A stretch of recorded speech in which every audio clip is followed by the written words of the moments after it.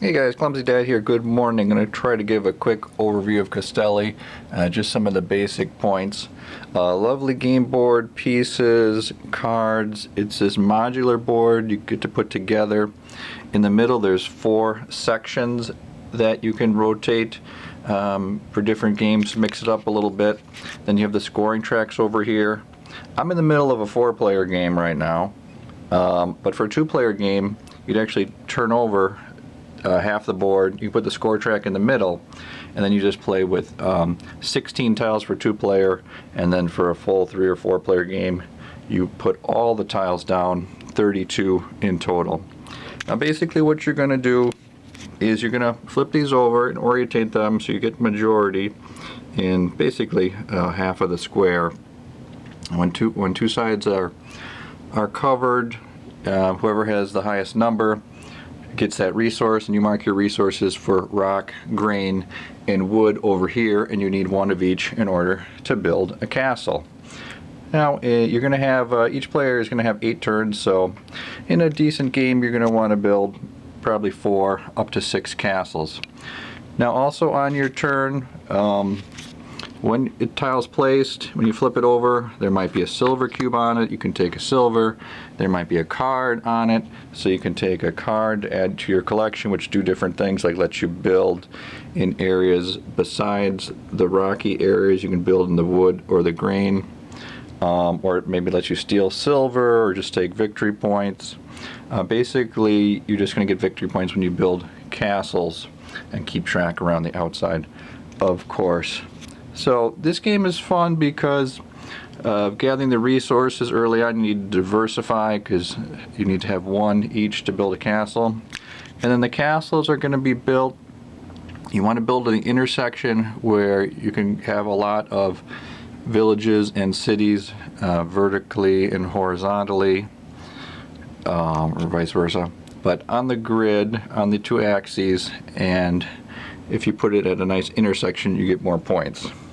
So at first I thought maybe it'd be fun to draft these tiles, but overall the game does have a little bit of randomness in it. I thought maybe a draft, kind of like 5 tribes, you bid and then you can place these on the board, but it would kind of make the game long, and overall it's just fun the way it is. Obviously if there's a tile set up that has a lot of points on it already, if it's a 6 you're not going to be able to want to take a risk unless you're the player that has the majority number there. But sometimes you can find areas like on the side, this one for instance, you're not competing with anyone to get it. But also these cards are a nice addition. Kind of reminds me of Firenze, where they add the card option, just again to kind of add another little level of complexity and interest to the game. But overall it's a nice little interaction, and at the end of course you get some points for unused silver. Silver's used to buy resources, if I didn't mention that, and unused cards. And there's also some options to add additional buildings to the board. And then in the nice rule book, beautifully illustrated, everything about this game is very high quality production here by Queen Games. Lovely rules, very simple, and then at the end there's also some options for, whoops, I already passed it. No, I didn't. Here it is. There's a tournament option, or there's some additional cards. For battle module, there's some additional tiles to have an option where you have tiles on the side that you add into the game.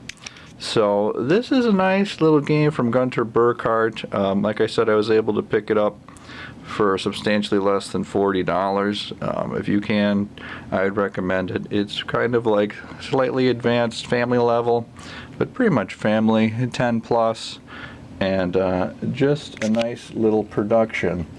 So a game that's been a little bit overlooked, but I would definitely recommend.